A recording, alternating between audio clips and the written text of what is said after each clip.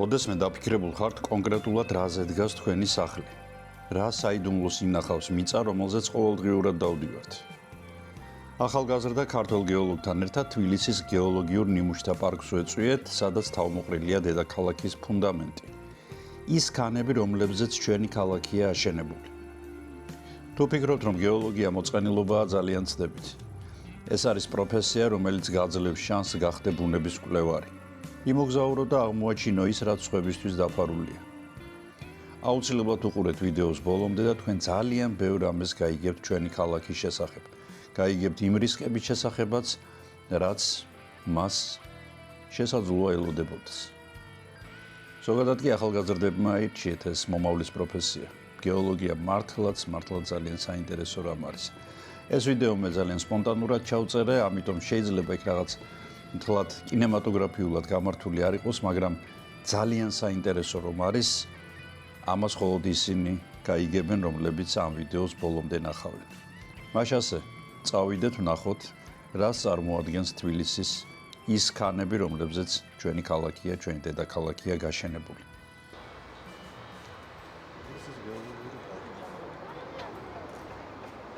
ჩვენ პირველ ბანერზე განთავსებული არის ზოგადი ინფორმაცია ქალაქის გეოლოგიასთან დაკავშირებით, რამდენიმე ცნობილი და მნიშვნელოვანი ფაქტი, რომელიც ნებისმიერ მოყვარულს და ინტერესებულ პირს ზოგად წარმოდგენას შეუქმნის, თუ რასთან აქვს საქმე ქალაქში და მის შემოგარენში. რითი არის აგრე? რაც ჩანს, თქვა, გაშიშულებები რა საკვირველია. აქეთ უკვე საერთაშორისო სტრატიგრაფიული ცხრილი არის. ქალაქის მასშტაბით პალეოცენიდან ზემოთ მოვიცავთ. სტრატიგრაფია უთხრათ ახლა რას ნიშნავს? ხო, სტრატიგრაფია მარტივად რომ აღვნიშნოთ არის დათარიღება, მოკლედ ეს არის განსაზღვრება თუ რა არის ამა თუ იმ ქანის ასაკი და არა მხოლოდ ქანის, თუნდაც ნამარხის ან ნებისმიერი გეოლოგიური სხეულის. ფაქტიურად ნამარხებითაც დგინდება, ანუ ეს არის ყველაზე ძველი და მოდივართ. კი, რა საკვირველია. მეოთხეული ჰოლოცენის. ხო, ხა ეს ბიოსტრატიგრაფია ძალიან მნიშვნელოვანია, ხო, განსაკუთრებით პრინციპში დანალექი ქანებისთვის გადამწყვეტი მნიშვნელობის მატარებელია. ხო, ჩვენთან ძალიან ისეთი ბუნებრივი და ავთენტური გარემო არის შენარჩუნებული. აქეთ უკვე თბილისის შედარებით გამარტივებული გეოლოგიური რუკა არის. რაც ყველაზე მნიშვნელოვანია და ყველაზე ისეთი ფართომასშტაბიანი ის არის გამორჩეული და არა მხოლოდ პრინციპში, ხო? აქეთ არის თრიალეთის, ხო? აქეთ არის ეს აჭარა თრიალეთის ნაოჭა-შესოცებითი სარტყელი, რომელიც მცირე კავკასიონის უკიდურესი ჩრდილოეთ დაბოლოებაა ჩვენი ქვეყნის ტერიტორიაზე. ასაკობრივადაც ყველაზე ძველი ქალაქის მასშტაბებში აიგერ ფერები, რასაკვირველია, შეესაბამება ასაკებს, ეს მუქი ფერი ნიშნავს უფრო ძველს და რასაკვირველია, ხედავთ რო აჭარა თრიალეთის. ეს არის ყველაზე ძველი. კი ბატონო. ეს არის შედარებით აი ახალგაზრდა. ყველაზე ახალგაზრდა ეს ხეობა. კი, თავისთავად. თანამედროვე ნალექები, რომლებიც დღესაც კი განიცდიან ცვლილებებს.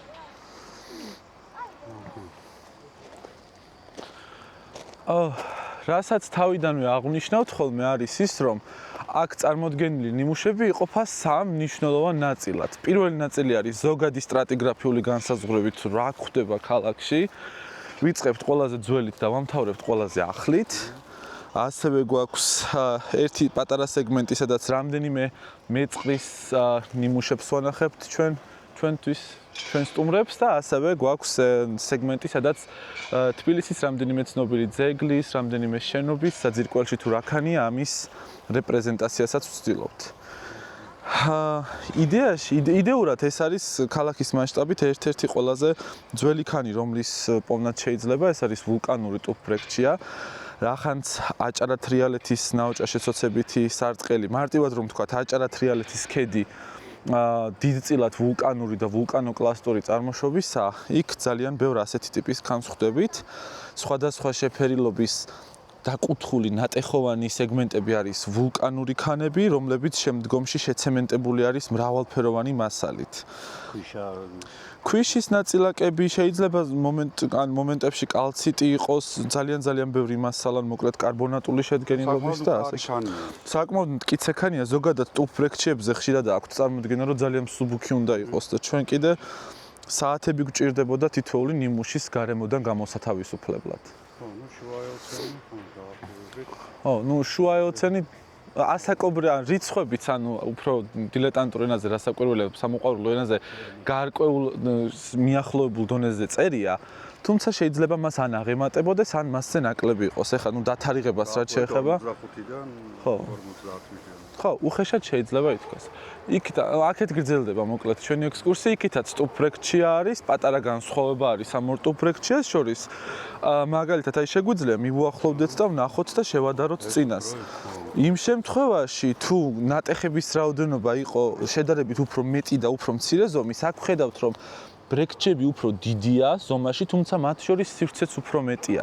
ეს გვეუბნება ძალიან საინტერესო რაღაცას, რომ ეს ორი კონკრეტული ქანი ვულკანური ცენტრიდან არის განსხვავებულ მანძილზე ჩამოყალიბებული. რაც უფრო მცირეა ბრექჩებს შორის მანძილი, ეს იმას ნიშნავს, რომ ისინი უფრო ახლოს დაილექა რასაკვირველია ვულკანურ კონუსთან. კი ბატონო, რასაკვირველი.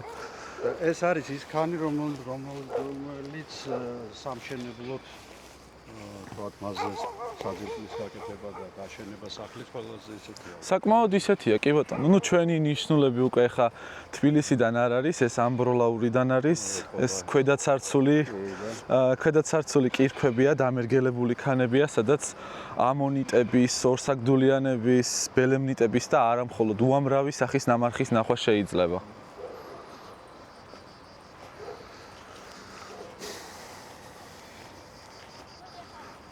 რასაკვირველია, რახან საჭარა თრიალეთი ქალაქის მასშტაბით ყველაზე ძველი სტრუქტურაა, პირველი რამდენიმე ნიმუში თავიდან ბოლომდე პასუხობს სწორედ ამ გარემოს. ეს უკვე გახლავთ მიკროგაბრო, ზოგიერთი ავტორის მიხედვით აღწერილია როგორც გაბრო.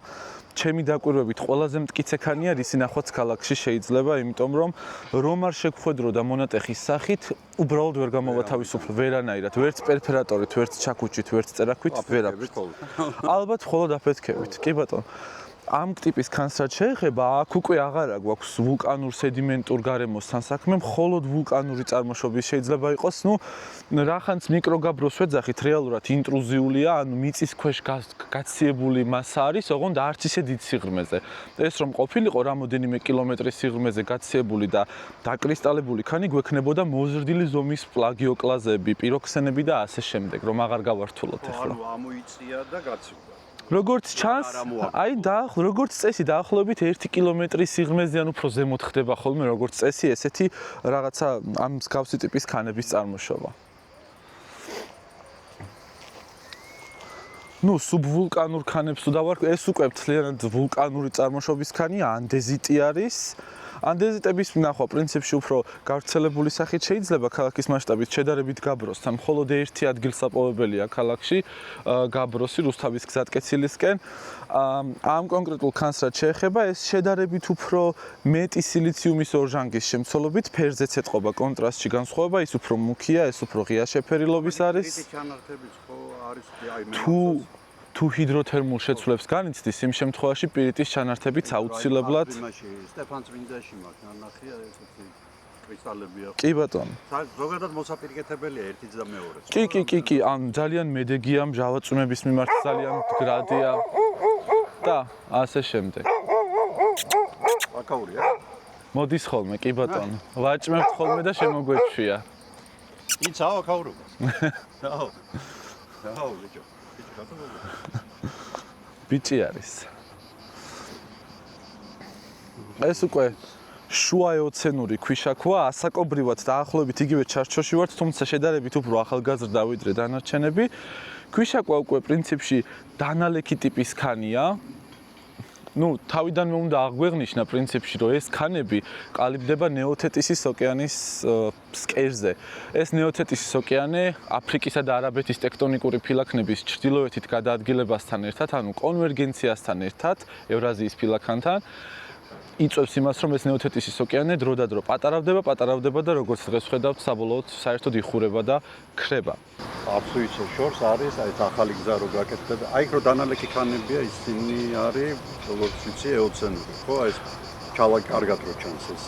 ვერეს ხეობის ვერეს ხეობისკენ რაც არის და რაც მე ვიცი, აი გზის გაყოლებაზე, რაზეც ბადეებია ჩამოწმული.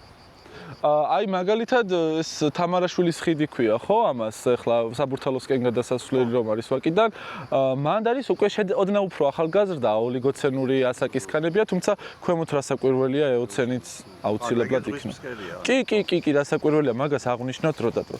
მე კი დავიწყე თავიდან საუბარი იმის თქმით, რომ ყველაზე ძველი ქანები, რასაც მარტივად შეხვდებით გარემოში არის ეს ეოცენური ვულკანიტები, თუმცა რაც შეეხება აი ამ კონკრეტულ ქვიშაქვას და ზოგადად აი იმ წყებას, საიდანაც ეს ქვიშაქვაა მოტანილი, შეიძლება ითქვას, რომ იქ შესაძლებელია ქალაქის მასშტაბით ყველაზე ძველი ქანების პოვნა რეალურად. რას გულისხმობ ამაში? ცოტა რთულად ავხსენი ალბათ. მოკლედ, არსებობს ესეთი განსაზღვრება: თბილისის არეულ შრეებრივი წყება. აი, ყველამ ვიცით მეტეხის ტაძარი სად არის, ყველამ ვიცით სად არის ეს ვახტანგ გორგასლის ძეგლი. მის ქვემოთ თუ დავაკვირდებით მტკვრის სანაპიროს, ძალიან მარტივად დავინახავთ, რომ არეულ შრეებრივი სტრუქტურაა, იქ ჰორიზონტალურად, ვერტიკალურად ან რაიმე კონკრეტული განსაზღვრებით ნიმუშები არ არის წარმოდგენილი. სხვადასხვა ავტორები სხვადასხვა სხვადასხვანაირად ცდილობენ ახსნან ამ მოვლენის არსი. არსებობს ვარიანტი, რომლის მიხედვითაც განიხილავენ ამ კონკრეტულ სტრუქტურას როგორც ოლისოსტრომებს, ანუ წყალქვეშა მეწყერს, რასაკვირველია როგორც ხმელეთზე, იგივენაირად წყალქვეშ გრავიტაციული პროცესები, თუნდაც ყოველგვარი მიწის ძვრის ან რაიმე ვულკანური პროცესის გარეშე თვითნებურადაც შეიძლება გააქტიურდეს და რასაკვირველია ბოლო ფაქტორების გათვალისწინებითაც, თუმცა ზოგიერთი ავტორი საერთოდ ცუნამიტებს ეძახის ამ ყველაფერს, ანუ მეგაცუნამის შედეგად ჩამოყალიბებულ სტრუქტურას ეძახის ამ კონკრეტულ არეულ შრეებრივ წყებას. მათ შორის არის რაღაც განსხვავება, თუმცა როგორც წესი, მაინც სედიმენტების ზომის მიხედვით განაწილებას აკვირდებიან ხოლმე. რიგ შემთხვევებში გარკვეულწილად შეიძლება გრავიტაციული დიფერენციაცია, ანუ ჯერ დიდი ლოდი, მერე მომცრო და მერე პატარა. ზოგ შემთხვევაში კიდე როგორც წესი განიხილავენ ხოლმე, რომ პირდაპირ მომენტალურად ძალიან დრამატულად ერთბაშად არის ატაცებული და მერე ეს ყველაფერი ერთმანეთზე ჩააყრილი. ხო, ახლა მე რასაც ვაკვირდები ჩემი თვალით და ჩემი პირადი აზრით, ვხედავ ხოლმე, რომ დიდი ლოდები, პატარა ლოდები ზემოთაც არის მოქცეული. ხო და რატო აღვნიშნე ახლა ეს ასაკობრივი ნაწილი? რახანც ეს მოვლენა მოხდა შუა ეოცენში, იქამდე არსებულმა ქანებმა მიიღო მონაწილეობა ამ კონკრეტული სტრუქტურის ჩამოყალიბებაში. და როგორც ავტორები აღწერენ, აქ ცარცული ასაკის კირქვების და მერგელების ნახვაც კი შეიძლება, რომლებიც როგორც წესი ქალაქში ზედაპირზე არსად არ გამოდის აბსოლუტურად. ამიტომაც თუ ჩვენ აქ მივალთ, შეგვიძლია რომ ვნახოთ ყველაზე ძველი ასაკის ცარცული ქანი ქალაქის მასშტაბით, თუმცა სტრუქტურაში ეოცენზე და პალეოცენზე უფრო ახალგაზრდა ქალაქში არაფერი არ არის. ამ კონკრეტულ სადგურს რაც შეეხება, ეძახიან ხოლმე GPS სადგურებს და ყოველთვის ლაშა ცდილობს ახსნას უფრო ადამიანურ და სამოყვარულო ენაზე თუ ეს რას აკეთებს და გარდა იმისა, რომ რასაც ეძახიან ის ნამდვილად არის, ასევე არის ძალიან მნიშვნელოვანი მეთოდი იმისა, რომ შევისწავლოთ როგორია დედამიწის ქერქის გადაადგილება ქალაქის და ზოგადად ქვეყნის მასშტაბით. სწორედ ასეთი სადგურების საშუალებით არის შესაძლებელი იმის გაგება თუ რა მანძილით და რა მიმართულებით ხდება დედამიწის ქერქის გადაადგილება. უფრო კონკრეტულად, რაც უფრო მრავალწლიანი არის ჩვენი შედეგი კონკრეტული სადგურიდან, მით უფრო დამაჯერებელია მისი სიჩქარეც და მისი ვექტორიც. 1 წლის მერე რაღაც რიცხვი არსებობს, 2 წლის მერე ეს რიცხვი და ეს ვექტორი უფრო დამაჯერებელია, 3 წლის მერე კარგია და 4 წლის მერე ფანტასტიკურია უკვე. ანუ ის არის ფაქტიურად წერტილის, რომელიც უნდა გადაადგილდეს რაღაც მილიმეტრით და ეს უნდა დაფიქსირდეს. ხო, კი ბატონო, იცით როგორ არის? დედამიწაზე ნებისმიერ ტექტონიკურ ფილაქანს მისთვის დამახასიათებელი სიჩქარე აქვს როგორც წესი. აი მაგალითად, ნასკას ფილაქანი არის სამხრეთ ამერიკის გვერდით, წყნარ ოკეანეში და ვიცით რომ ეს ერთ-ერთი ფილაქანია, რომელიც ყველაზე სწრაფად მოძრაობს. თუ არც კი და ანდებიც ერთ-ერთი ყველაზე მაღალი სისტემა მსოფლიოში. და მზარდი, კი ბატონო, მაღალი ტენდენციით. რაც შეეხება ჩვენ შემთხვევას, თუ არ ვცდები, დაახლოებით 6 მილიმეტრზე უნდა იყოს წელიწადში მეტნაკლებად ჩრდილოეთის მიმართულებით გადაადგილება.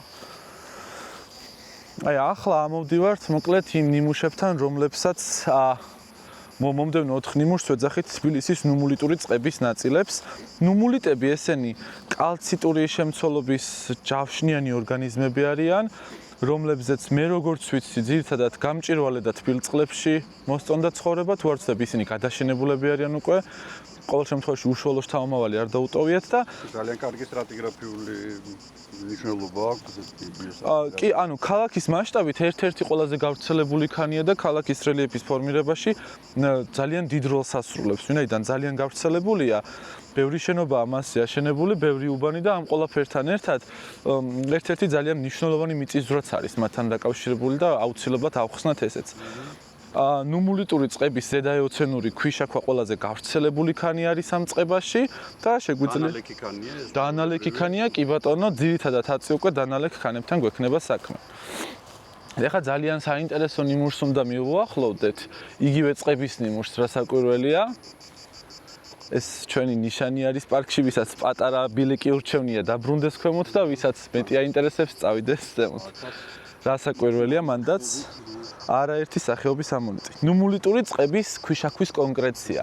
ძალიან საინტერესო წარმონაქმნია, კონკრეცია არის სფეროს ან დისკის ფორმის ძალიან მტკიცე სხეული, რომელიც გარემოში როგორც წესი კალციტით არის ხოლმე ერთმანეთზე შეცემენტებული, ყველას გვინახავს ხო როგორ ტეხენ კონკრეციებს და მერე შუაში ნამარხი, ხო?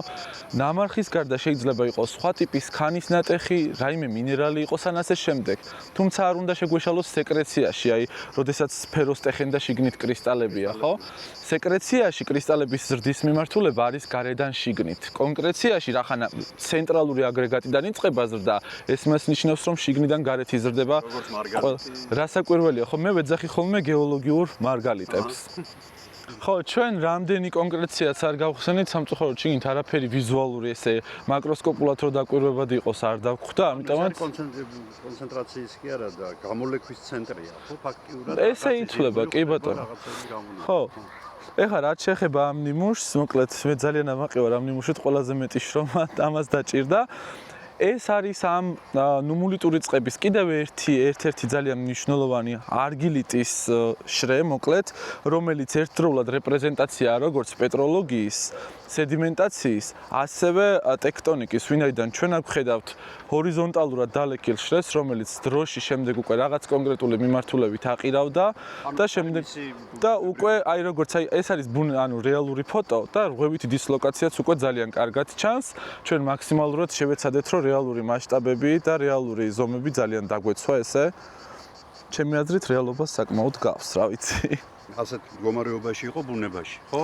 კი ბატონო, ასეთ აი რამ გამოიწვია, თქვა რატო არ არის ეს ჰორიზონტალური და რატო არის 45 გრადუსიანი დაქანი? პატარა შესავალი რომ გავაკეთოთ, საქართველოს რომ ტექტონიკურად დავანაწილოთ, მივიღებთ კავკასიონს, მცირე კავკასიონს და მათ შორის არსებულ მთათაშუეთს ან ამიერკავკასიის მიკროფილას, ბევრი სახელი ქვია. რახანს თბილისი დაემთხვა და მოხვდა ისე რომ მცირე კავკასიონის სეგმენტსაც მოიცავს და ასევე ამ მთათაშუეთის სეგმენტსაც მოიცავს, ის საკმაოდ აქტიურ ტექტონიკურ ცენტრს წარმოადგენს, შეიძლება ითქვას და ხშირად ჰორიზონტალურად წყალქვეშ დალექილი ქანები განიცდის ცვლილებას. როგორც ცვლილებას სივრცობრივად მთლიანობის დარღვევის გარეშე, ისე მათ შორის ხშირად ხდება მთლიანობის დარღვევაც. ანუ აი ეს დისლოკაციები რაც არის, ხო, ეს რო ამის გაგრძელებაა ხო ძალიან მარტივი აღსაქმელია, რასაკვირველია. მაგრამ მოხდა აცდენა რაღაც. მაგრამ მოხდა აცდენა, ხო, რასაკვირველია. ეს დეფორმაცია ხშირად არის ხოლმე როგორც წესი, ან მყიფე, ან პლასტიკური. პლასტიკურია დეფორმაცია, რომელიც სხეულის მთლიანობის დარღვევის გარეშე ეს ანტიკლინები იქნება, სინკლინები თუ ასე შემდეგ და როგორც წესი, ეს მყიფე დეფორმაცია არის უკვე გარემოს მთლიანობის დარღვევა, რასაც აქაც ვხედავთ.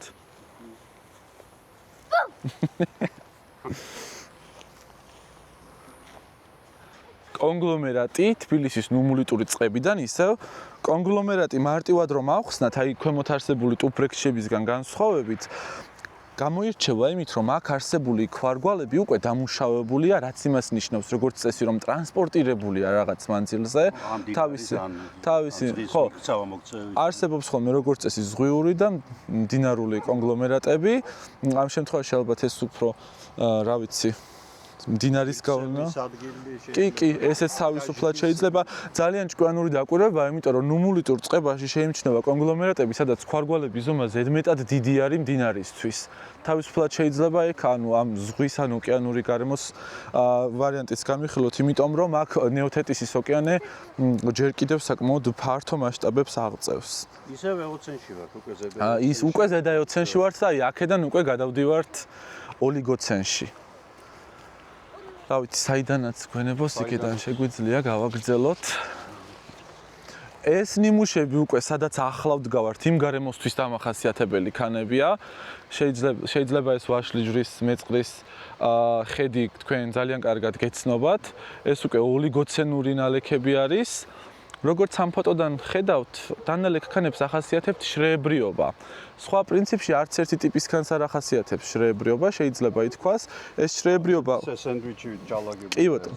ფენოვანი ნამწვარი, სხვადასხვა პირობების დროს სხვადასხვანაირად დალექილი. კი, ეს შრეებრიობა ნიშნავს იმას, რომ ერთი და იგივე ასაკის ჩარჩოში, თუმცა ოდნავ განსხვავებული პირობების გამო სხვადასხვანაირი ნალექდაგროვების პროცესი მიდიოდა. იქნება ეს აუზში ცვლილებები, იქნება ეს ტექტონიკური ცვლილება დავუშვათ, ხო, ჩამოტანილი მასალის რაოდენობა შეიცვალა, ან სეზონური ცვლილება, ან ასე შემდეგ. რა საკვირველია, ესეც ხშირად საკმაოდ დიდ გავლენებს ახდენს. ეს ქვიშაქვაა, რა საკვირველია, ამ წყების უმნიშვნელოვანესი ქანია, ხოლო რაც შეეხება არგილიტს, რომელიც საკმაოდ პრობლემური ქანია მშენებლობის თვალსაზრისით, იმიტომ რომ ძალიან მყიფე და მსხვერპლად იქანია, ხო, ზემოდანაი თაბაშირის შუა შრეებსაც ხედავთ, სულ კალციტი გონიათ და მე მჟავას ვასხამთ ხოლმე დემონსტრირებისთვის, რომ არ შედის რეაქციაში თაბაშირს არ აქვს, მოკლედ მჟავასთან რეაქცია, სუსტ მჟავებთან. ესეც ერთ-ერთი დამახასიათებელი ქანია ქალაქის მასშტაბით ამ წყებაში ქვიშაქვასა და არგილიტს შორის პროპორციები თამაშობს, ანუ ზოგჯერ 80-20-ია, ზოგჯერ 70-30-ია, ან ასე შემდეგ. რაც მეტია ქვიშაქვა და რაც ნაკლებია არგილიტი, მით უკეთესი მშენებლობის თვალსაზრისით. ყოველთვის უკეთესია. ახლა საძირკველზეა საუბარი. კი, ნებისმიერი ტიპის საძირკველისთვის იქნება ეს ლენტური, იქნება ეს ხიმინჯები ან ნებისმიერი ტიპის, რასაკვირველია, რაც მეტია ქვიშაქვა და რაც ნაკლები არგილიტი, ყოველთვის ყველა შემთხვევაში უფრო ხელსაყრელია, იმიტომ რომ თვითონ არგილიტის ქცევა არის განსხვავებული, უფრო ხელშრეებრივია ყოველთვის, უფრო მყიფეა, წვრილმარცვლოვანია და ატმოსფერულ ნალექებს და სისხლს პასუხობს ძალიან ისე არახელსაყრელად. კიდევ უფრო გაახალგაზრდავდა ჩვენი გარემო, მოკლედ, ეხა უკვე საყარაულოს წყებაში ვართ. ამ დროს კი, ფაუნა არის, მე არ შემხვდა სამწუხაროდ არაფერი, თუმცა დიდი კონკრეტია ვნახეთ, არაერთი და იქ ანახებთ ეხლა მომდევნო ნიმუშზე, როცა გადავინაცვლებთ, როგორც ხედავთ, ქალაქის მასშტაბით საკმაოდ გავრცელებული არის ეს კონკრეტული ტიპის ქანი. ამ დროისთვის, მოკლედ, ნეოთეტისის ოკეანე პარათეტისის ზღვადაც გადაიქცა და მის შემდგომ უკვე ჩაკეტილაუზადაც იქცა. ეს, მოკლედ, ამ აუზის დახურვის პროცესი ძალიან გააქტიურებულია. საკმაოდ ბევრი არის მასში თაბაშირი, ანუ ჩვენ სტუდენტებს და ნებისმიერ ჩვენთვის და ჩვენთან მოსულ დაინტერესებულ სტუმარს თაბაშირის კრისტალები საჩუქრად ჩუქნით ხოლმე და ყოველთვის ეს არის ჩვენი საბადო და ადგილსაპოვებელი, მოკლედ, ამ თაბაშირის არაერთი ტიპის კრისტალის. ხო, ამ დროისთვის ბევრი ფაუნა არის, მეც როგორც ვიცი, ასევე შიგნით მათ შორის ხერხემლიანების და როგორც წესი ნახულობენ ხოლმე, თუმცა ჩვენ რახანს ამ მიზნით ვიყავით, ჯერჯერობით მას არ შევხვედრივართ. ცალკე სწავლობდნენ ეს ჩვენთან მახსოვს. ხო, ერთადად უხერხემლოებზე იყო საუბარი, მაგრამ როგორც ვიცი, თევზები. კი, მეც ასე ვიცი, რომ თევზებიც არიან. ჩვენი ინსტიტუტის ყველაზე ძლიერი თანამშრომლები დაგვჭირდა, მოკლედ, აი ამ კონკრეციის, როგორც აღიქვამთ, ნახევარია ეს, ხო? გამოსათავისუფლებლად. კი, მოკლედ, ასეთ გარემოში ვიპოვეთ და შესაბამისად ბურთი არის ქვემოთ უნდა გძევნო. ნახევარსფეროა, ხო, შეიძლება ითქვას, ხო. ზუსტად იგივე პრინციპით არის ჩამოყალიბებული, აქაც კალციტი ასრულებს მთავარ როლს. ცენტრს რაც შეეხება, ეხა ვერ ვხედავთ ამ შემთხვევაში, მაგრამ შიგნით თითქოს რაღაცა შეიმჩნევა, ალბათ უფრო რაღაცა განსხვავებული მინერალიზაცია ან ასე შემდეგ. თუმცა არა ნამარხი. ყოველ შემთხვევაში ჩემი შეფასება დაახლოებით დადოთ რომ ატრიალება შეიძლება. ო, ძალიან რთულია. მაგას დიდი გუნდი ჭირდება ყოველ შემთხვევაში. რაღაცა ისე. ხო, მოკლედ, აი რაღაც ნამარხებზე ვსაუბრობდით და სადაც მაკროსკოპულად ნამარხებზე დაკვირვება შეიძლება უკვე აი ეს სარმატული ქვიშაქვა. მოკლედ ის ნეოთეტი კი, ეს ნეოთეტისის ოკეანე, როდესაც იხურება ნელ-ნელა და პატარავდება, უკვე სარმატულ ზღვად იქცევა და აი აქ საკმაოდ კარგად ჩანს ეს ნიჟარიანი ორგანიზმების ფრაგმენტები, არაერთი, ბევრი მხრიდან. მდინარე გლდანულას ხეობაში თქვენ ყველას ძალიან მარტივად შეგიძლიათ რომ კი ბატონო, ეს არის სარმატული ზღვა არის, მოკლედ და მისთვის დამახასიათებელი ფაუნაა. სარმატულ ზღვას უკვე ვეშაპები კი, ეს უკვე 10 მილიონი წელია დაახლოებით. ხო, ამ დროისთვის ვეშაპები უკვე დიდი ხნით ადრე არიან დაყოფილები კბილიან და უკბილო. თუ არ ვცდები, სადღაც 35 მილიონი წელზეა უხეშად, ხო?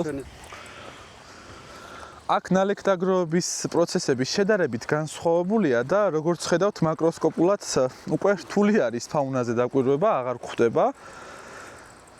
იმიტომ რომ განსხვავებულია ზოგადად საერთო ჯამში პირობები, ხო, ახლა ერთი საფეხური მეორისგან იმით გამოიყოფა, რომ ყველაფერი განსხვავებულია, რასაკვირველია.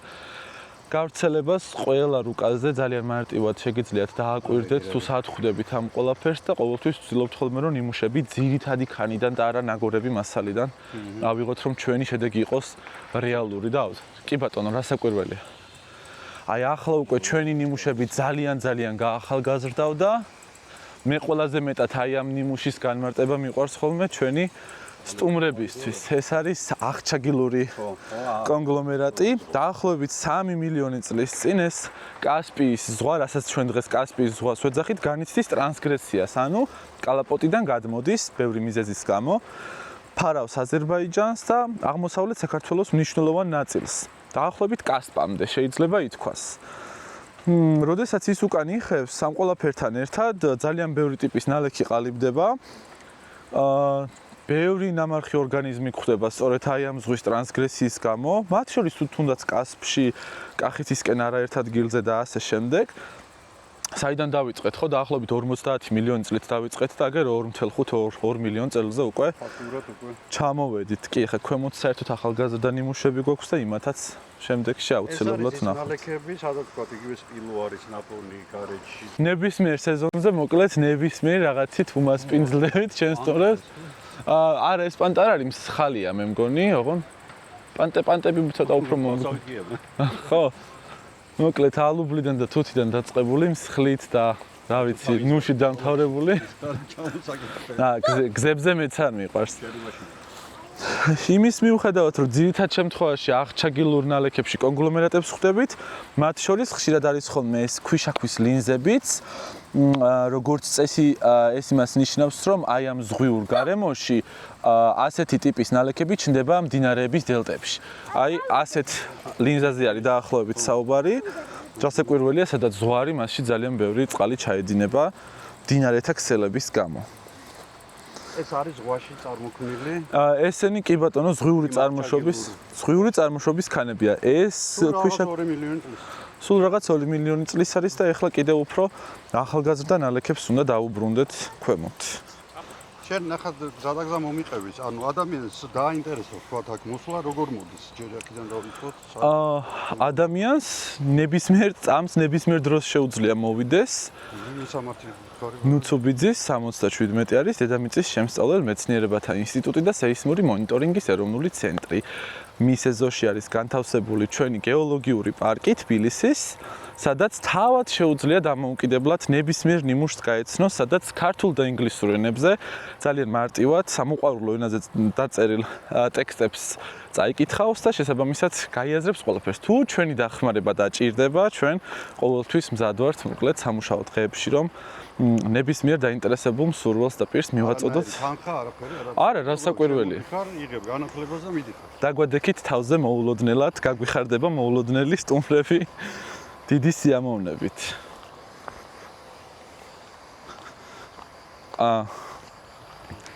ნიმუშების დარჩენილი ნაწილი ახლა უკვე უფრო ქვემოთ არის, ამ სტრატიგრაფიულ ნაწილს მალე მოვრჩებით და მივუბრუნდებით მოკლედ. მოდი ესე გავიდეთ. ესე მარტივი კიბეები არის გაჭრილი. ესენი ბეტონები არის სავარაუდოდ და ასფალტის ნაწილები. მოკლედ ჩვენი გზა გრძელდება აი ასე. აი ეს რთული ბილიკი გავიარეთ უკვე და ახლა უფრო მარტივ ბილიკს მივუყვებით. რთული რა საკვირველია. ხო, ამას ახლა ნახევრად მეტაფორულად ვამბობ. აქაც კონგლომერატთან მოვედით, უკვე ჩვენთვის კარგად ნაცნობი ტერმინი არის, რასაკვირველია, ეს უკვე შუამეოთხეული ნალექები არის, აქ უკვე მილიონ წლებზე აღარ ვსაუბრობთ. ვსაუბრობთ რამდენიმე ასეულ ათას წელზე. ნუ შეიძლება მილიონ წელიწადს პრინციპში საუბარი, თუმცა მე მინდა რომ უკვე გავამარტივო. კიკია ნამდვილად უკვე ყავს, სად აქ რასაც ხედავთ ახლა პრინციპში უკვე რამხელა ქვარგვალია, ხო, მოხვედრილი ეს მდინარეული წარმოშობის არის ეს კონკრეტული და ყოველთვის ვცდილობთ ხოლმე მჟავით манипуლირებას დავაკვირდეთ. აბა კალციტი არის ცემენტი თუ რა არის და ამ შემთხვევაშიც კალციტის წილი ძალიან მნიშვნელოვანი იყო. და ეს რას ნიშნავს?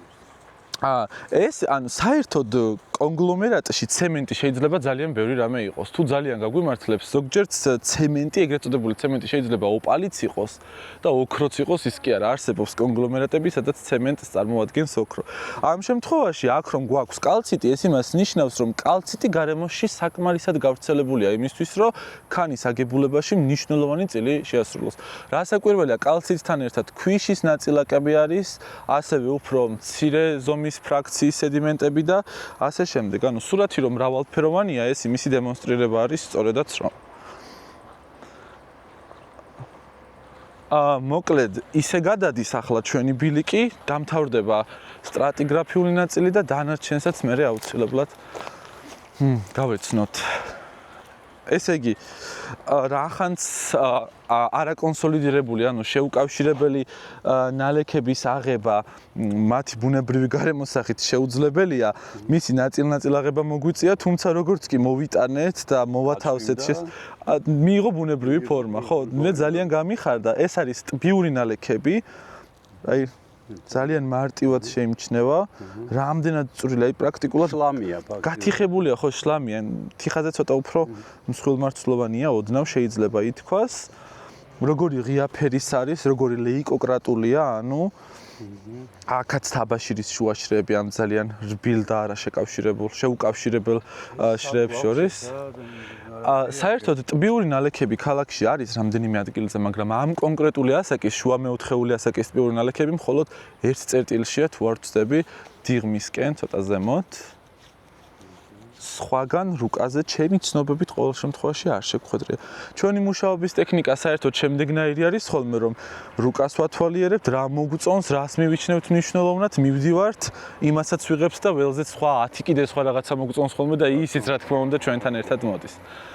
ამას რაც შეეხება, ეს არის ყველაზე ახალგაზრდა ნალექი ჩვენთან წარმოდგენილი რაც არის, ეს არის კოლუვიურ ანუ ესეთი წარმოშობის ქანია, რომელიც ფერდობული სედიმენტაციის პროცესების დროს უკვე ჩამოყალიბებული ქანის ჩამოშლის, გარკვეულ დონეზე ჩამორეცხვის, ეროზიის და რასაკვირველია ესეთი დაშლის და ხშირად ნაწილობრივ გადატანის შედეგიც კი არის ხოლმე, თორე თვითონ ქანის ასაკი, აი ამ კონკრეტული ნატეხის ასაკი რასაკვირველია მეტია. თუ არ ვწდები ზედა ეოცენი უნდა იყოს ან ოლიგოცენი. მაგრამ ეს უბრალოდ დაშლილია უკვე ეროზიის შედეგად ახალი ქანის არ მოგწონს. კი, რასაკვირველია, ხო, ანუ ამას ძალიან დიდი მნიშვნელობა აქვს დღეს როგორ გამოიყურება, იმიტომ რომ თანამედროვე გეოლოგიური გაგებით განსაზღვრება ასეთია. ამით მთავრდება ჩვენი პარკის სტრატიგრაფიული ნაწილი, თუმცა დაგვრჩა ორი ნაწილი, შედარებით უფრო პატარა ნაწილები და შეგვიძლია პრინციპში აქედანაც ჩავიდეთ. დაგსელილია ჩვენი პარკი, თქვენ საიდანაც და ვერ გეტყვით, თუმცა ზრდის პოტენციალი აქვს ჩვენ პარკს ძალიან დიდი. პარკებს შემცირების პოტენციალები აქვს.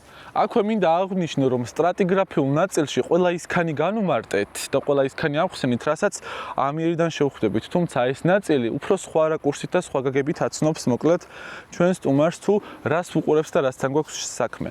ტუფოგენური ქვიშაქვა პრაქტიკულად ძალიან ახლო ნათესავი არის ტუფბრექჩების, რაც ქვემოთ ნახეთ, უბრალოდ ქალაქის მასშტაბით მისი გავრცელების გამო ის საძირკველს წარმოადგენს რამდენიმე ძალიან მნიშვნელოვანი შენობისთვის და ძეგლისთვის, როგორიც არის ამ კონკრეტულ შემთხვევაში ქართლის დედა, მეტეხის ტაძარი და ვახტანგ გორგასლის ძეგლი, ვინაიდან აი ამ კონკრეტული ტიპის ქანები თბილისის არეულშრეებრივი წყების მნიშვნელოვანი ნაწილია. რასაკვირველია. კი, ერთ-ერთი ძალიან მნიშვნელოვანი ნაწილია, სხვა ბევრი ასაკის და სხვა ბევრი წარმოშობის ქანის გათვალისწინებით ერთ-ერთი მნიშვნელოვანი არის ესეც და რასაკვირველია, მივდივართ ხოლმე ხა მაგ წყებაში შეიძლება 10-მდე სხვადასხვანაირი ქანი ნახო ერთი თვალის დაკვირით და ანუ ყველას ნამდვილად ვერ წამოიღებ. თუმცა ეტაპობრივად აუცილებლად ყველა მოხდება ჩვენთან. ჩვენ მაგის ამბიცია გვაქვს. ხო, რაც შეეხება ამ კონკრეტულს, ეს უკვე ზედაეოცენი გახლავთ. ცოტა კიდევ უფრო ფართო მასშტაბით გავრცელებული ეს ქანი არის ქალაქის მასშტაბით. იგივე ნუმულიტების წყებაზე რომ საუბრობდით და აქ როგორც ხედავთ, იქნება ეს თბილისის სატელევიზიო ანძა, ბილთმორ თაუერი, სამების საკათედრო ტაძარი და სხვა ძალიან ბევრი. რასაკვირველია ამ შემთხვევაში ვიყენებთ გეოლოგიურ რუკას, რეალურ რიცხვებს, რეალურ მახასიათებლებს, ჩვენ დაკვირვებებს და ამ ყველაფერზე დაყრდნობით და ამ ინფორმაციის გაერთიანებით ვიღებთ ხოლმე შედეგს. დიახ. ეს შევამჩნიე შტრიქ-კოდი. ეს რა ხო, მე დამავიწყდა რომ აღმენიშნა, რასაკვირველია ამ ბარკოდის დასკანერებით, თქვენ შეგიძლიათ რომ ონლაინ გაეცნოთ ამ ინფორმაციას, ვისაც შედარებით პრობლემა აქვს მაგალითად კითხვასთან, ამ ინფორმაციის ამსახით გაცნობასთან შეუძლია ხმოვანი ჩანაწერების სახით ორივე ენაზე გაეცნოს ზუსტად იმ ინფორმაციას თავიდან ბოლომდე რაც განთავსებული არის. კი, და გავიწყებ აქ. ძალიან მარტივად. ამ კონკრეტულ ხანს რაც შეეხება ეს უკვე ოლიგოცენური ქვიშაქვა, ანუ აი ამ კონკრეტული გარემოსთვის დამახასიათებელი, სადაც ახლა ვართ და აქ უამრავი მნიშვნელოვანი შენობა არის, იქნება ეს TBC ბანკის სათაო შენობა, ეს იქნება საქართველოს ბანკის, ჩვენი ინსტიტუტის, ილიას სახელმწიფო უნივერსიტეტის, ცირკის, აქსის თაუერსის თუ ასე შემდეგ და ასე შემდეგ. უამრავი მნიშვნელოვანი შენობის. ძალიან საინტერესოა ხოლმე, იმიტომ რომ ზედაპირზე, სადაც ეს შენობები დგას, შეიძლება ყველგან სხვადასხვა ტიპის ქანი დაგხვდეს, მაგრამ აი ჩვენ პირველ რიგში შევეცადეთ, რომ საძირკველები გაგვერკვია, ხო? სადრა სიღრმეზეა საძირკველი და მე ამ სიღრმეზე კონკრეტულად გეოლოგიის შეფასება, ხო, შიგნით რა დაგხვდება. თანამედროვე კოლუმბიურ ნალექებზე დგას მაგალითად თბილისის ოპერისა და ბალეტის თეატრი და საქართველოს პარლამენტის შენობები. ასეთი ტიპის ნალექებზე რასაკვირველია, საძირკველებს ის აუცილებლობა აქვთ, რომ ან ხიმინჯებზე უნდა იყოს, რაც შეიძლება დიდ სიღრმეზე, ეს ხიმინჯები როგორც წესი მაინც დადის ხოლმე ძირითად ქანზე უკვე, მაგრამ რახანც კი, რასაკვირველია, რახანც ასეთი ტიპის შეუკავშირებელი ნალექი საკმაოდ მძლავრი, ანუ სქელია ამ კონკრეტულ უბანზე ქალაქის, ხო, რაღაცა ხომ უნდა იყოს აშენებული და შესაბამისად შენდება ასე. ანუ ეს უკვე მე-19 საუკუნეში ამ ეს მშენებლობის ეს ტექნოლოგია გამოიყურებოდა, ხო, ეხლა ფაქტობრივად ეს. ესეც არის და ეს ყველაფერი ხოლმე ხშირად ხდება ხოლმე, მოკლედ ამ ხიმინჯებით სამომავლოდაც გამაგრება, მოკლედ, როდესაც უკვე საჭიროება ჩნდება, იმიტომ რომ პრობლემები ზოგადად თავიდანვე არ იკვეთება ყოველთვის, ხო? შეიძლება 50 წლის მერე საექსპლუატაციო ვადა შეიძლება შენობასთან ნაგებობას ჰქონდეს 50 წელი და 40 წლის მერე გამოჩნდეს, ხო, პრობლემა. იგივე საყარაულოს წყების ქვიშაქვა არის, რომელიც ყველასთვის ძალიან კარგად ცნობილი საქართველოს მატიანეს საძირკველს წარმოადგენს ამ შემთხვევაში. აი აქაც შვენივრად ხედავთ პრინციპში, ახასიათებს მოკლედ შლადობა, სხვა ქვიშაქვებთან შედარებით ნაკლებად მდგრადი და მტკიცე არის. აი ერთი ხელის გადასმითაც კი ძალიან მარტივად ჩანს, გამოფიტულია. საერთოდ ნებისმიერ წყებაში, როგორც წესი, პირველი რამდენიმე მეტრი, 8-10 მეტრი, როგორც წესი, არის ხოლმე საკმაოდ გამოფიტული. და შემდგომ ქვემოთ უკვე რეალურ და ბუნებრივ თვისებებს ავლენს ქანი ჟანგბადთან ურთიერთობის გარეშე თუ როგორ იქცევა და როგორი მტკიცეა ის. არსებობს ქვიშაქვები, რომლებშიც კვარცის წილი არის 95 და მეტი პროცენტი. ასეთი ქვიშაქვა არის ყველაზე მტკიცე ქვიშაქვა, რაც კი შეიძლება რომ არსებობს ქვიშაქვები, რომლებშიც კალციტის წილია ძალიან დიდი, შეიძლება ვნახოთ ქვიშაქვა, რომელშიც თაბაშირის წილი არის ძალიან მნიშვნელოვანი. ამ შემთხვევაში თაბაშირის კრისტალებზე მე წეღანაც აღვნიშნე, შესაძლებელია ისეთი ზომის კრისტალების ნახვა, რომლებსაც ხელში ან დაიტევთ, ან ვერ დაიტევთ და რასაკვირველია, ეს იმას ნიშნავს, რომ მიკროსკოპულ დონეზეც ბევრია, ხო, ის შიგნით ქანში. ეს ფაშარია ამ მიკროსკოპი. კი, ძალიან მარტივად იშლება, ხო? ნუ ერთი წვეთი მჟავა არის ხოლმე მოკლედ ამისი პასუხი, რამდენად იშიშხინებს. ჩვენი პარკის ამ ეტაპზე საბოლოო სეგმენტი არის ქალაქში არსებული მეწყრული პროცესების განვითარების დემონსტრაცია, თუ რა ხდება და რასთან გვაქვს საქმე. ყველამ კარგად იცის და ყველას კარგად ახსოვს 2015 წლის 13 ივნისის ტრაგედია და თუ ის რასთან იყო დაკავშირებული, ეს არის რა თუ არა ახალდაბის მეწყერი, რომელმაც მდინარე ვერეში ეს ტრაგედია გამოიწვია, როგორც ხედავთ, აი ეს 2015 წლის ფოტო გახლავთ, ეხლა დღევანდელი სურათი შედარებით განსხვავებულია, ხო, რასაკვირველია. ზოგადი რიცხვები წერია თუ რასთან გვაქვს საქმე, რა მოცულობის მასასთან არის საქმე და ასე შემდეგ. ბლოკური ტიპის მეწყერია. ჩვენ როდესაც ვსაუბრობთ ნუმულიტებიან წყებაზე, იქ 4 სხვადასხვა ნიმუში რომ ნახეთ დაწყებული კონკრეციიდან ქვიშაქვით დამთავრებული, სწორედ ეს გარემო დაგხვდებათ იქ. და სწორედ აი ამ მეწყრული პროცესების გამო იყო ჩვენთვის შესაძლებელი ამ კონკრეციების გამო თავისუფლება თუნდაც გარემოდან. სხვანაირად მისი ქვიშაქვიდან ამოღება ძალიან რთულია, ხო? ძალიან შეცვლილია იქ რელიეფი და ძალიან სახეცვლილია გარემო. ეხლა რა მოხდა ამ კონკრეტულ შემთხვევაში? ეს არის ქვიშაქვა. ამაზე პირდაპირ არგილიც ვერ ვიტყვით, თუმცა შედარებით წვრილმარცვლოვანი რაც იყო ის წამოვიღეთ. ზოგადად ეს თხელშრებრივი ქანები საკმაოდ რბილი არის და მათი მთლიანად აღება შეუძლებელია, ამიტომაც არის სეგმენტებად წამოღებული. აი ასეთი ქვიშაქვის სხეული მოკლედ დაცურდა ამ არგილიტის სიბრტყეზე, რამდენიმე დასრიალების სიბრტყე იყო, თუ არ ვცდები 3 კონკრეტულად. აი ასეთი მოხდა, ხო? აი კი ბატონო, აი კონკრეტული რიცხვები წერია თუ როგორ არის გადმოხრილი, სხვადასხვა გრადუსით არის გადმოხრილი, დაახლოებით 30-დან 80 გრადუსამდე გეოლოგიურ დახრის სტრუქტურებზე არის ამ ეტაპზე შეჩერებული, მოკლედ ეს მეწყერი აი ამჟამად ამ მომენტში და როდესაც ატმოსფერული ნალექი მოდის, აი ამ არგილიტის სრიალის ზედაპირს მოკლედ ახასიათებს კიდევ უფრო გააქტიურება და კიდევ უფრო მოწყვლად იხდება გარემოს სტაბილურობის თვალსაზრისით. გეოლოგიურ ასაკებზე ხა შევჩერდით და ზედაეოცენი რომ არის და რამდენიმე 10 მილიონ წელს რო გვაქვს საუბარი, პრინციპში უკვე აღნიშნეთ, ზუსტად მსგავსი სურათი იყო, შეიძლება ითქვას შედარებით უფრო მცირე მასშტაბებში ამ კონკრეტულ შემთხვევაში, რაც არის ვაშლიჯვრის მეწყრის ამბავი, რომელიც დაახლოებით რომელი წელი იყო 2020 წლისკენ, მაგალითად უფრო აქტუალური საკითხი გახლდათ. ამ ეტაპზე ითვლება რომ ლიკვიდირებული არის მეტნაკლებად, რასაც აქ ვხედავთ, ზუსტად იგივე გარემოა პრინციპში, ქვიშაქვა და არგილიტის დასაცურებლები. კი ბატონო, სიბრტყე, რომელიც სრიალის ზედაპირს წარმოადგენს ხოლმე როგორც წესი. მეწყრებს ხომ აქვს თავისი კლასიფიკაცია, თავისთავად და ყველანაირი ტიპის მეწყერს თავის წილი უბედურება მოაქვს, მაგრამ აი ამ ბლოკურ მეწყერს, რა ვიცი, ეს განსაკუთრებული თვისებები აქვს, რომ მასა ერთიანად მოდის და გარკვეულ შემთხვევებში მან ნაწილობრივ ტრიალებს კიდევაც და აი ამაზე უარესი არაფერი აღარ არსებობს, რომ მთელი მასა მოდის ერთად, ხო, გიგანტური, აი უხეშად წარმოვიდგინოთ, კუბიან მართკუთხა პარალელეპიპედი ერთიანად მოდის ფერდობზე, ხო, და თან ტრიალებს, ხო? თუ რამე უბედურება არსებობს, ყველაფრის გამოწვევა შეუძლია. ჩვენი ქალაქის რეალობა ეს არის, იმიტომ რომ არგილიტების წილი ძალიან მნიშვნელოვანი არის ამ კონკრეტულ წყებებში, რაზეც ჩვენ აქამდე პრინციპში ვისაუბრებთ. რა მაინტერესებს, აი რეალური საფრთხეები თქვა ქალაქში რა გვაქვს? აი ძირითადი რისკი რა გვაქვს ჩვენ? მეწყრული პროცესების სხვადასხვა სახის ეს დატბორვის პრობლემა, რასაც ჩვენ ყველა კარგად ვხედავთ, სულ რამდენი დღის წინ იყო, რასაც შევეჩეხეთ, ხო, რეალურად. ამ ყველაფერთან ერთად ვარცოფული პროცესები, რაც გვინახავს და ვიცით. დინარის ზომას არანაირი მნიშვნელობა არ აქვს, მას თუ გრუნტი აქვს საკვებ მასად და საკვებ მასალად. თუ მის ზედახეობებში შესაძლებელია ის, რომ მოკლედ რაღაც გარკვეული მასა მოხვდეს კალაპოტში, რასაც მე მდინარე მაინც ჩამოიტანს, ხო? ეხლა ჩვენ ვარცოფს, რასაც ვეძახით ქართული ტერმინოლოგიის განმარტებით, მოკლედ რეალურად სხვადასხვა ენებზე ჩაშლილი და დიფერენცირებული აქვს ეს ყველაფერი, ხო?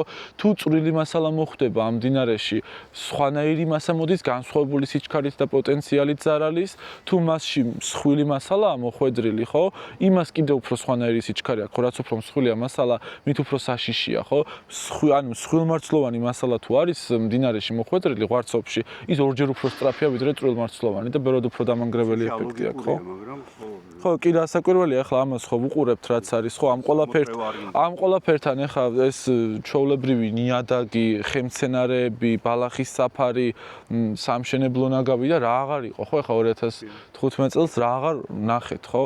მე ახლა კი მახსოვს, მაგრამ მაშინ რო სამეცნიერო შეფასება გამეკეთებინა, ზედმეტად ახალგაზრდა ვიყავი მაგისთვის.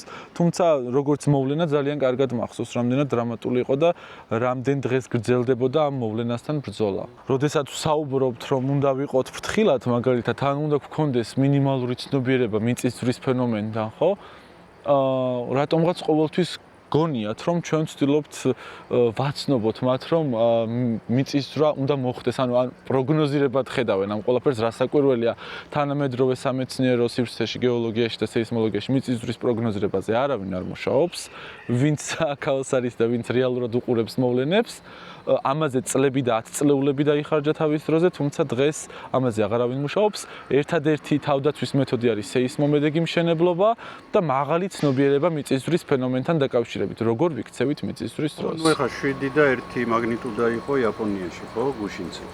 13 კაცია ადამიანია მყარი, მე რამდენადაც ვიცი, ანუ სხვა ქვეყანაში ანალოგიური მიწისძვრა გამოიწვევდა ძალიან დიდი. ხო, ეხა არ დავასახელოთ რომელიმე ქვეყანა, მაგრამ რომელიმე განვითარებადი სახელმწიფო რომ ავიღოთ, მას ან მის ტერიტორიაზე მომხდარი ესეთი ტიპის მიწისძვრა 100,000-ობით კი არა, შეიძლება მილიონობით მსხვერპლთანაც კი იყოს დაკავშირებული, რაც სრული ტრაგედია, დემოგრაფიული კოლაფსია პრაქტიკულად ესეთი ქვეყნისთვის და ჩვენ ვიცით რომ არსებობს ესეთი კონკრეტული შემთხვევები, როდესაც ესეთი ძლიერი სტიქიური მოვლენები და კატასტროფები იწვევს ხოლმე 100-წლოვან პრობლემებს, ხო, რა საკვირველია. ქვეყნის განვითარებას აფერხებს საბოლოოდ. პრევენცია, ყოველთვის პრევენციული. კი, რა საკვირველია. პრევენცია არის კარგი მშენებლობა და კი ბატონო. ორჩით რა. კი ბატონო, თუ თქვენ ამე შეკითხვები აღარ აქვს. ხო, რა ვიცი, მე შეკითხები კი არა, მე მინდა ძალიან დიდი მადლობა გითხრა, იმიტომ რომ აი ძალიან მიხარია რომ შენნაირი ახალგაზრდები ყავს საქართველოში და რაღაცა აი მესიამონა და წინაზეც მესიამონა შენთან ურთიერთობა და ეხლა კიდევ ძალიან დიდი მადლობა. მეც გიხდით მადლობას, მით უმეტეს, იმიტომ რომ ჩვენი ზოგადი პრობლემების ან სიახლეების, სასიამოვნო სიახლეების სხვებისთვის ხმის მიწვდენას მოკლედ, რა ვიცი, ცდილობთ და ერთ-ერთი მნიშვნელოვანი ბერკეტია, ხო, თქვენაირი ადამიანი ჩვენთვის.